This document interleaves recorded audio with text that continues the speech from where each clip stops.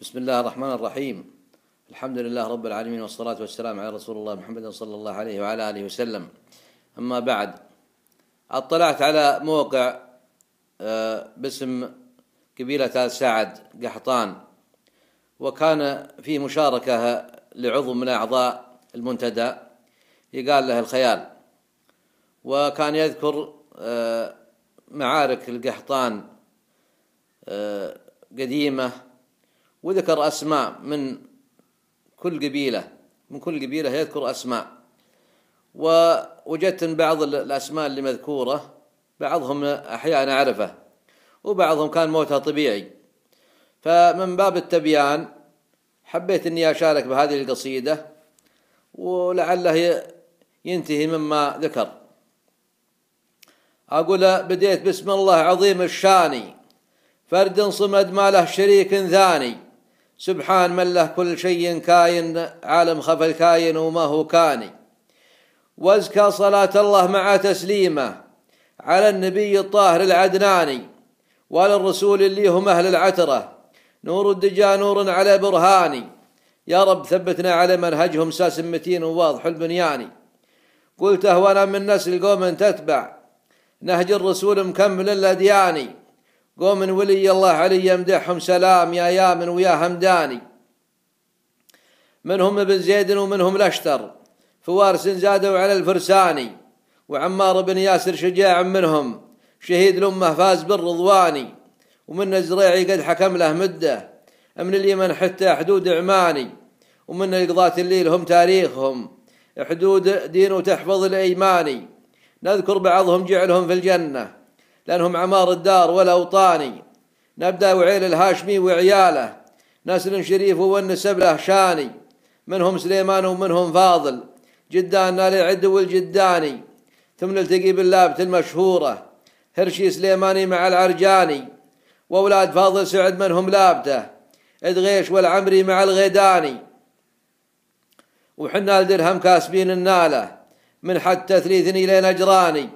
مطلق ولد درهم شغام العايل، اب الشيوخ مزبنين الجاني. وفطيح بن درهم وراع السمراء، ورشيد بن درهم مضاله شاني. وحنا المطلق والفعايل تشهد، سقم الحريب المحزم الملياني. جمع الراكه دولة في دولة، تشهد لنا الأصحاب والعدواني. ثم سلطان العجام الوادي، نعم بهم في ساحة الميداني. ومخلص اللي زبن من ينصاهم، أهل الرحى في ماضية الأزماني. وسلطان بن سلطان جد المعجبي، أهل المغازي زبن من هو حاني. ثم نلتقي بهشام حنوى العجمي، ثلثة هشام وعيل والعجماني. نثني بذكر عجيم راعي العزوة، عزوة عجيم موسع الحداني. واسمه علي وأولاده اللي نذكر، هذا معيضي وذا نشواني. أولاد مرزوق بخير ترزق، وحبيش يكفيها ولد جلباني. والحديجة والبيري منهم، والضاعني يذكر مع سليماني. ثم المحفوظ كرام منهم، وابن سلمة حلوا مع شهراني. ثم المصرى والخويطر لابه، ثم الحذان مع الهتلاني. راحوا شمالا صوب نجد كلهم، وخلوا مطاره واتركوا كهلاني. يا سعد منهم فزعته في المعركة، نار توقد والكرم رباني. باقي لهم ببلاد يا من ديره، وقصورهم بان عليها الباني. ومن يام نذكر ما مذكر ومواجد، وجشم رجال في اللقا ظهراني. وجمع سالم وابو ساقم منهم، ربع قرم كلهم شجعاني. هذه قبائل يام يلي تنشد، نارد بعد يامن عليه همداني.